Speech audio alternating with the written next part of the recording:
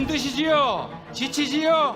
그러나 지치지 말고 끝까지 싸워서 깨끗한 바다 우리 다음 세대에게 꼭 물려줍시다. 민주당은 서울에서 대규모 장애 집회를 열었습니다. 소속 의원뿐 아니라 당직자와 당원까지 총 동원령이 내려졌는데 지금 당내에 좀 복잡한 일들이 많잖아요. 좀 분위기 어떻습니까?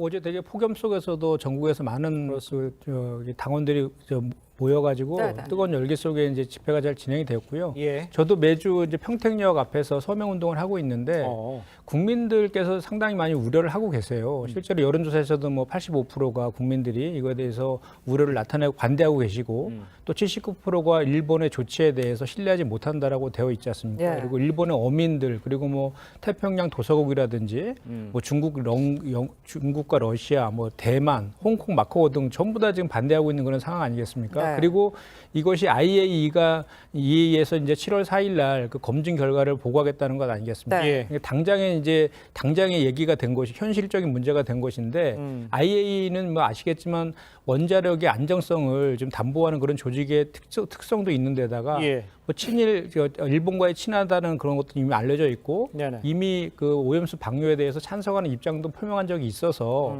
그 결과가 좀 예상이 되고 있는 것이거든요. 예. 그렇기 때문에 이 안정성이 만약에 그 예상대로 결과가 나온다 하더라도 해양 방류의 방법은 5가지 방법 중에 가장 비용이 절감하기 때문에 선택한 방법이라고 하지 않습니까? 예. 그래서 일본의 비용 절감을 위해서 모든 전 세계 국가들이 그런 그 위험을 감수해야 되는 거에 대해서 예. 정부 여당에서는 이것이 괴담이라든지 가짜 뉴스라는 것보다는 국민의 안전과 생명을 위한 그 조치들에 좀 나서야 되지 않느냐. 저는 그렇게 생각을 하고요. 예.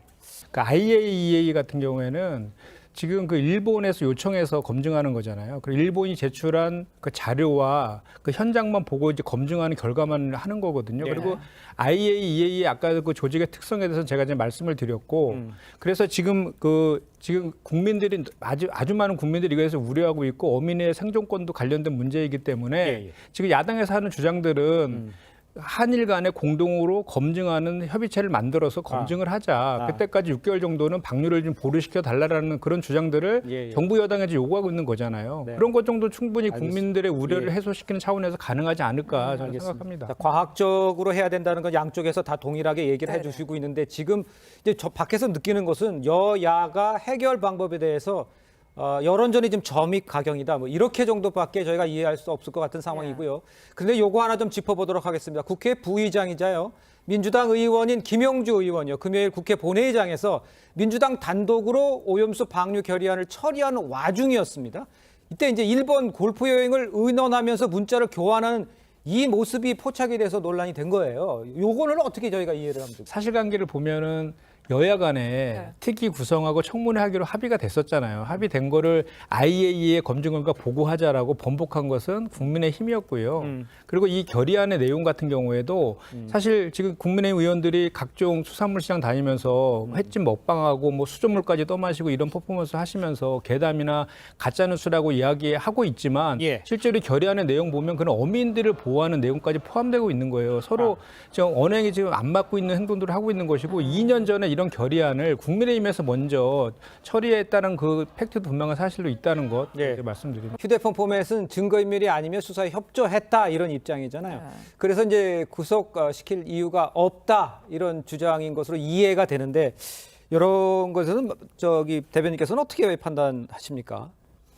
지금 그 송영길 전 대표는 이제 이런 것 같아요. 이제 검찰과 정면 승부를 하는 거고 국민을 상대로 해서 이제 그 일종의 정치 행위를 한다고 저는 이렇게 보는 거거든요. 그래서 예. 핸드폰 그 포맷 같은 경우에도 일례를 든 것은 이제 그 검찰의 그 자의적인 수사 관행이나 뭐 행태 이런 것들을 비판하기 위한 것 같은데요. 예. 한동훈 법무장관도 이제 그 본인 핸드폰의 비번을 풀지 않았잖아요. 네. 그렇게 방어권 차원에서 살 수 있는 것 이것을 좀 빗대어서 좀 한 것 같고요. 네네. 또 그리고 뭐 태블릿 PC 같은 경우에도 포렌식을 이제 검찰에서 압수수색해서 압색을 해서 포렌식을 하면 본인한테 돌려주잖아요. 근데 돌려주지 않은 그런 그 행태에 대한 비판을 지금 하고 있는 것 같아요. 그리고 이제 기본적으로 송영길 전 대표는 이 본인에 대한 이 수사가 원래는 이정근 전 부총장의 뇌물수수건으로 했다가 별건으로 이제 돈봉 사건으로 넘어갔고 또 별건의 별건으로 먹사연에 대한 압수수색 또 수사들이 진행 중인 이런 것들에 대해서 기본적으로 정치 탄압이고 기획수사라는 관점을 갖고 계신 것 같아요. 그래서 이거를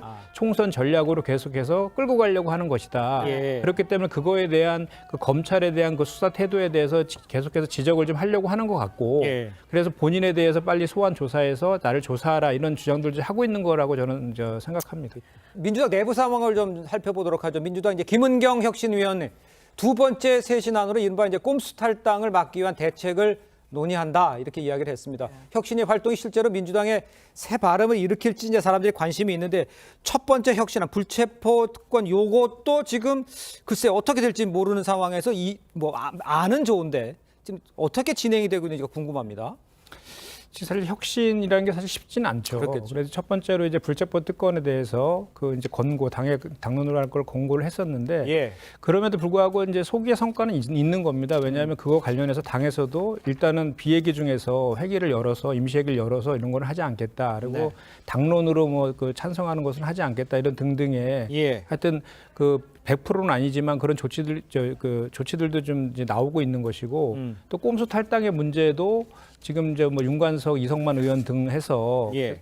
지적받고 있는 거 아닙니까? 국민의 눈높이에서 그런 이제 당 안에서는 좀 예민한 문제지만 국민의 눈높이에서는 좀 건들고 가야 되는 문제들에 대해서 저는 혁신위에서 다 이렇게 지금 검토하고 있고 논의해서 예. 그런 것들에서 당내에서 논의할 수 있도록 하는 것은 혁신위에서 잘하고 있는 방향이다 이렇게 생각합니다. 자, 윤 대통령이 보수단체 행사에서 한 이 반국가 세력 발언에 대해서 민주당에서는 탄핵과 쿠데타 등 이 극단적인 표현을 써가면서 비판하고 있고요. 여야의 뜨거운 신경전으로 번지고 있죠. 이게는 지금 이렇게 여야의 입장이 글쎄요. 보통 사람들이 알고 있는 이 윤영찬 의원이라든가 이렇게 표현을 안 하는데 왜 이렇게까지 하는 건가? 뭐가 노림수가 있는 겁니까? 어떻게 봐야 됩니까? 그러니까 윤영찬 의원의 발언은 이제 라디오 방송에서 윤석열 대통령께서 그 자유총연맹 행사에서 했던 반국가 세력에 네네. 대한 이유를 그렇게 발언을 왜 했는지에 대한 이유를 묻는 그 답변하는 과정에서 나온 거예요. 근데 네. 이제 윤영찬 의원은 문재인 정부 때 청와대에서 홍보수석 수석을 했었잖아요. 네네. 그리고 그 당시에 이제 윤석열 대통령도 검찰총장을 했었지 않습니까?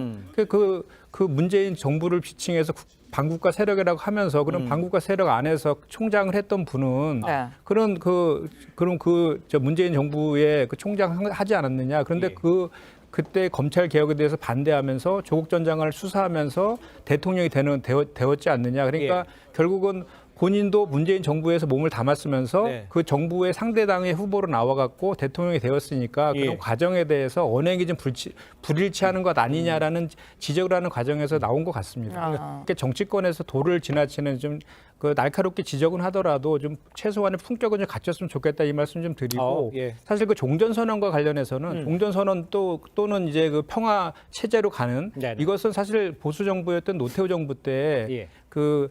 남북 간의 기본 합의서라든지 남북 간 비핵화 공동선언을 통해서도 종전선언의 내용들이 이미 담겨져 있던 거예요. 그리고 그 종전선언과 평화체제 구축과 관련해서는 예. 남북 간의 그 북미 간에서도 합의했던 내용들입니다. 예. 그러면 미국이라든지 트럼프 대통령도 그런 반국가 세력이냐라는 얘기가 되는 거잖아요. 그리고 또 윤석열 대통령께서도 문재인 정부 때 검찰총장을 하셨으니까 거기에도 같이 또 포함될 수도 있는 거고 문재인 대통령을 뽑은 그리고 이재명 대표를 지지했던 48%의 국민들도 반국가 세력이라는 얘기까지 이게 비약될 수 있는 내용이라서 네네네. 표현이나 은유들 이런 것들은 좀 신중하게 할 필요가 있다 이 말씀드립니다. 우리가 지난 정부에 나왔던 이 종전선언이라는 것은